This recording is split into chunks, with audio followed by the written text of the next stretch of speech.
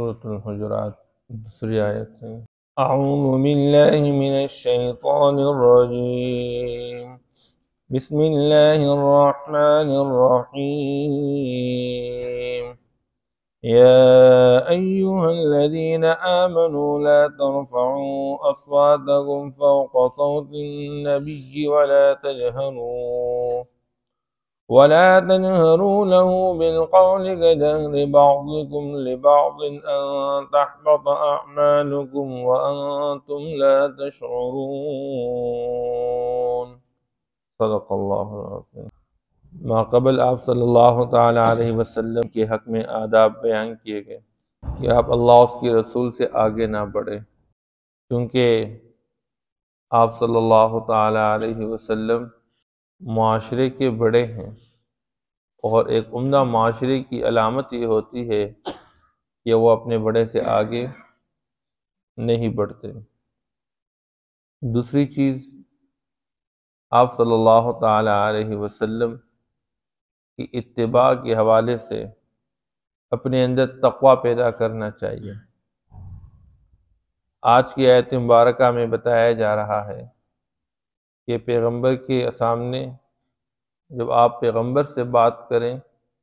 تو اپنی آواز کو اونچی نہ رکھیں، جبکہ چوتھی چیز بیان کی جا رہی ہے کہ پیغمبر کی موجودگی میں جب تم آپس میں بات کرو تو آپس میں بات کرتے ہوئے اپنی آواز کو بلند نہ رکھو، کیونکہ واقعہ پہلے بیان کر چکا کہ بنو تمیم قبیلہ کے حوالے سے ایک ذمہ دار کی تعیین کرنی تھی۔ آپ صلی اللہ تعالی وسلم کی موجودگی میں ابھی آپ نے بات شروع نہیں کی تھی کہ حضرت ابوبکر صدیق رضی اللہ تعالیٰ عنہ فرما چکے اگر ان پر قعقاع ابن معبد رضی اللہ تعالیٰ عنہ کو امیر مقرر کیا جائے تو اچھا ہوگا، جبکہ حضرت عمر رضی اللہ تعالیٰ عنہ فرمانے لگے اگر اقرع بن حابس رضی اللہ تعالیٰ عنہ کو امیر مقرر کیا جائے تو بہت اچھا ہوگا۔ اب یہ ان کی بات دونوں حضرات کی چلتی رہی، اب حضور کی موجودگی میں ان کی آواز تھوڑی سی بلند ہو گئی آپس میں، تو آپ صلی اللہ تعالیٰ علیہ وسلم پر ان آیت مبارکہ کا نزول ہو چکا۔ یہ فرمایا کہ پیغمبر کی مجلس کے آداب یہ ہیں کہ آپ اگر پیغمبر کے سامنے خود پیغمبر سے براہ راست بات کرنا چاہتے ہیں یا پیغمبر کی موجودگی میں ایک دوسرے کے ساتھ بات چیت کرنا چاہتے ہیں، دونوں صورتوں میں اپنی آواز پست رکھے، آواز اونچی نہ رکھے۔ اور یہ آواز پست رکھنا آپ صلی اللہ تعالی علیہ وسلم کے آداب میں سے ہیں، زندگی میں بھی، اور اگر دنیا سے پردہ فرما چکے تو آپ کے روضہ اقدس کے پاس بھی یہی حکم ہے، اونچی آواز استعمال نہیں کرنی چاہیے۔ اب یہ جو آیت مبارکہ ہے اللہ جل شانہ یہاں پر آگے فرما چکے کہیں آپ پیغمبر کے آواز پر اپنی آواز کو بلند رکھیں گے یا پیغمبر کے سامنے آپس میں دوسرے کے ساتھ اونچی آواز سے بات کریں گے، اس سے ممکن ہے پیغمبر کے دل میں کوئی قدورت پیدا ہو جائے جس سے اس کی ناراضگی، اور پھر پیغمبر کی ناراضگی کی وجہ سے اللہ ناراض ہو کے تمہارے سارے نیک اعمال ضائع ہو جائیں، وَأَنْتُمْ لَا تَشْعُرُونَ، تمہیں پتہ ہی نہیں ہوگا۔ اس لیے دنیا میں انسان کے نیک اعمال جن چیزوں سے ضائع ہوتے ہیں ان میں سے ایک چیز یہ بھی ہے کہ پیغمبر کے سامنے اونچی آواز سے بات کر لینا۔ اب صحابہ کرام رضوان اللہ تعالیٰ علیہ اجمعین 100% تربیت یافتہ لوگ تھے۔ جو ہی آیت مبارکہ کا نزول ہو چکا، ابوبکر رضی اللہ تعالیٰ عنہ اس کے بعد آپ صلی اللہ تعالیٰ علیہ وسلم کے ساتھ کوئی بات ارشاد فرماتے تو سرگوشی کرتے، ہر آن ہر گھڑی مکمل زندگی کا معیار یہ بنا دیا کہ بھی آپ صلی اللہ تعالیٰ علیہ وسلم کی موجودگی میں آواز بلند نہیں کیا، بلکہ ایسی ترتیب اپنا دی جیسا کہ بندہ کسی کے ساتھ سرگوشی کرتا رہتا ہے۔ اور عمر رضی اللہ عنہ کی آواز اتنی پست ہو گئی تھی کہ بعض اوقات جب وہ بات ارشاد فرماتے تو پوچھا جاتا آپ نے کیا کہا،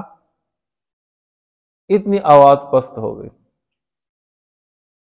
یہ ان کا آپ صلی اللہ تعالیٰ علیہ وسلم کے ساتھ محبت اور آپ کی عظمت اور آپ کی اطاعت کا ایک نمونہ ہے۔ حضرت ثابت بن قیس رضی اللہ تعالیٰ صحابی رسول ہے،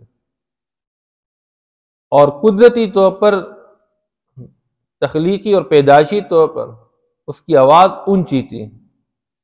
جب یہ آیت نازل ہو گئی کہ اس بات کے خوف سے کہ کہیں آپ کے نیک اعمال سارے ضائع ہو جائے پیغمبر کے سامنے اونچی آواز سے بات کرنے کی وجہ سے، تو وہ اپنے آپ کو گھر کے اندر محبوس کر چکے اور گھر سے باہر نہیں نکلتے تھے۔ آپ صلی اللہ تعالیٰ علیہ وسلم نے کئی دن سے اس کو دیکھا نہیں، تو حضور نے پوچھا بھائی ثابت نظر نہیں آ رہا ہے؟ معاذ رضی اللہ تعالیٰ عنہ اس کے پڑوسی تھے، اس سے پوچھا، انہوں نے معلومات کیے تو پتہ چلا کہ انہوں نے یہی بتایا کہ جی میں تو قدرتی طور پر میری آواز اونچی ہے، اور میں پیغمبر کی مجلس میں حاضر ہو کے بات کروں گا تو میری آواز اونچی ہوگی تو میرے سارے نیک اعمال ضائع ہو جائیں گے، میں اس ڈر کی وجہ سے نہیں آ رہا ہوں سامنے۔ آپ صلی اللہ تعالیٰ وسلم کو جب بتایا گیا کہ جی اسی طرح حضرت ثابت کی رائے یہ ہے کہ میرے سارے نیک اعمال ضائع ہو جائیں گے، تو میں اس وجہ سے گھر سے باہر نہیں نکلتا ہوں کہ پیغمبر کے سامنے میری آواز اونچی نہ ہو۔ تو آپ صلی اللہ تعالیٰ علیہ وسلم نے فرمایا کہ ثابت سے کہہ دو تو ان لوگوں میں سے نہیں ہے، آپ آ جائیں اور آپ تو جنتی ہیں۔ بہرحال اس کے بعد ثابت بن قیس رضی اللہ تعالیٰ گھر سے نکل کے حضور پاک صلی اللہ علیہ وسلم کی مجلس میں حاضر ہو گئے، تو آپ صلی اللہ تعالیٰ علیہ وسلم نے فرمایا کہ اے قیس کے بیٹے، کیا تو اس بات پہ راضی نہیں ہے کہ تو دنیا کے اندر زندگی گزارے بڑی اچھی، اور تیری موت ہو تو شہادت کی ہو؟ اس ثابت بن قیس رضی اللہ تعالیٰ عنہ ایک زندگی گزار چکے، اور جب ان کی موت کا وقت آیا تو یہ وہ وقت تھا کہ حضرت ابوبکر صدیق رضی اللہ تعالیٰ عنہ کا زمانہ ہے، اور مسیلمہ کذاب کے پیچھے انہوں نے ایک لشکر بھیج دی تھی جو نبوت کا جھوٹا دعویٰ کر چکا تھا۔ اس کے مقابلے میں وہ لڑتے رہے یہاں تک کہ شہید ہو گئے تھے۔ اور یہ مسلمانوں کا وہ جنگ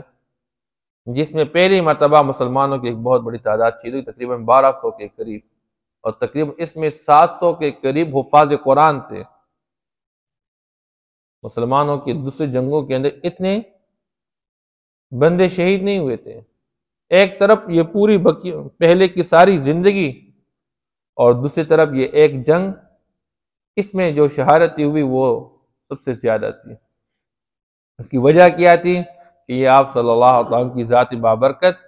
آپ کی صفت خاتم النبیین کے حوالے سے یہ جنگ لڑی گئی تھی، تو صحابہ نے اس پر اپنی جان کے نذرانے پیش کیے تھے۔ بہرحال یہ شہید ہو گئے، اور شہادت کے بعد ان کا ایک طرح امتیاز یہ ہے کہ انہوں نے اپنے بدن پر بہت بہترین زرہ پہن رکھا تھا۔ جب یہ جنگ میں شہید ہو گئے تھے تو اس وقت اس کا جو زرہ تھا وہ ایک شخص نے ان کے بدن سے اتار کے لے گیا تھا۔ تو کچھ دنوں بعد ایک صاحب کو خواب میں آئے اور اس کو کہنے لگے کہ بھائی میرا جو بدن پہ زرہ تھا وہ فلاں بندہ میرے بدن سے اتار چکا ہے، اور وہ فلاں جگہ کا رہنے والا ہے، اور اس نے وہ زرہ فلاں جگہ میں رکھا ہوا ہے، آپ امیر المومنین حضرت ابوبکر صدیق رضی اللہ تعالیٰ عنہ سے کہہ دیجیے۔ تو آپ صلی اللہ تعالیٰ علیہ حضرت ابوبکر صدیق رضی اللہ تعالیٰ عنہ سے دوسرے آپ یہ بھی کہہ دیجئے کہ میرے ذمے فلاں بندے کا قرض ہے، آپ میری طرف سے اس کی ادائیگی کی ترتیب بنا دیں۔ تو وہ بندہ جب اٹھا، اس نے ابوبکر رضی اللہ تعالیٰ عنہ کے پاس جا کے وہ پیغام سنایا کہ ایسے ہی حضرت ثابت رضی اللہ تعالیٰ عنہ خواب میں مجھے یہ کہہ چکے ہیں۔ تو حضرت ابوبکر صدیق رضی اللہ تعالیٰ عنہ نے بندہ بھیجا، جو بندہ بتایا گیا تھا اور جس جگہ کے بارے میں بتایا گیا تھا اسی بندے کے پاس سے اسی جگہ سے وہ زرہ برآمد ہو گیا، اور ابوبکر رضی اللہ تعالیٰ عنہ نے پھر اپنی طرف سے اس کے ذمے جو قرض تھا وہ بھی ادا کر دیا۔ تو یہ وہ صحابی ہے کہ اس کی وفات کے بعد بھی اس کی وصیت پر عمل کیا گیا ہے۔ ثابت بن قیس رضی اللہ تعالیٰ عنہ، اس لیے اللہ جل شانہ ان صحابہ کی تعریف فرما رہے ہیں، ان الذین یغضون اصواتهم عند رسول اللہ، یقیناً جو لوگ اللہ کے رسول کے سامنے اپنی آوازوں کو پست رکھتے ہیں، اولئک الذین امتحن اللہ، یہی وہ لوگ ہیں کہ اللہ جل شانہ ان کے دلوں کو جانچ لیا ہے، خالص کر رکھا ہے تقوی کے واسطے۔ اب صحابہ کا امتحان لیا گیا، امتحان لینے والے اللہ ہے، جن کا امتحان لیا جا رہا ہے وہ پیغمبر کے صحابہ ہے، اور امتحان کے لیے نصاب کیا ہے؟ تقوی، اللہ کا خوف دلوں کے اندر، اللہ کی نافرمانی سے اپنے آپ کو بچانا اور تمام طاعات کو بجا لانا۔ اللہ فرماتے ہیں ہم نے امتحان لیا اپنے پیغمبر کے صحابہ کا، اور ہم نے ان کو یوں بنایا کہ وہ اپنے امتحان میں سارے کے سارے کامیاب ہیں۔ لہم مغفرۃ و اجر عظیم، میرے پیغمبر کے ہر صحابی کے لیے بخشش کا اعلان ہے اور بہت بڑا اجر ہے۔ اب آج کے زمانے میں ہم کون ہوتے کسی صحابی کے بارے میں اپنی زبان کو کھول دیتے ہیں، کسی صحابیہ کے بارے میں اپنی زبان کھول دیتے ہیں جن کے بارے میں اللہ خود فرماتے کہ ہم نے ان کے دلوں کو خالص کر رکھا ہے تقوی کے واسطے، اللہ نے ان کا انتخاب کیا اور چناؤ کیا ہوا ہے۔ اس لیے ایسے لوگوں کی باتوں کو سننا، ان کی طرف توجہ دینا جو پیغمبر کے صحابہ کے بارے میں کچھ غلط گفتگو کرتے رہتے ہیں، اس سے اپنے آپ کو بچانا چاہیے، اپنی اولاد کو بچائیں۔ آج کل موبائل کا دور ہے، نیٹ کا دور ہے، مختلف قسم کے لوگ بیٹھے ہوئے ہیں اور یہ اسکرینوں پہ چلتے رہتے ہیں اور شبہات پیدا کرتے رہتے ہیں اور بالکل قرآن اور حدیث کے منشا کے خلاف باتیں کرتے رہتے ہیں۔ تو اللہ جل شانہ کھلے عام اعلان کر رہے ہیں میرے پیغمبر کے صحابہ کے دلوں کو ہم نے خالص کر رکھا، وہ تقوی کے واسطے ان کے لیے بخشش ہے اور بہت بڑا اجر ہے۔ یا ایہا الذین آمنوا، اے ایمان والو، لا ترفعوا اصواتکم فوق صوت النبی، تم اپنی آواز کو بلند نہ کرو پیغمبر کی آواز پر، وَلَا تَجْهَرُوا لَهُ بِالْقَوْلِ، اور نہ اس کے سامنے کھل کے بات کرو، نہ اس کے سامنے اونچی آواز سے بات کرو، كَجَهْرِ بَعْضِكُمْ لِبَعْضٍ، جس طرح تمہارا بعض کا بعض کے ساتھ اونچی آواز سے یا کھل کر بات کرنی ہوتی ہے۔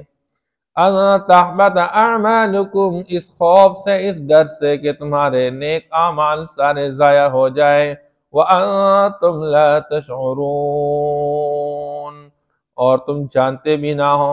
إِنَّ الَّذِينَ يَغُضُّونَ أَصْوَاتَهُمْ عِنْدَ رَسُولِ اللَّهِ، یقیناً جو لوگ پست رکھتے ہیں اپنی آوازیں اللہ کے رسول کے سامنے، اولئک الذین امتحن اللہ،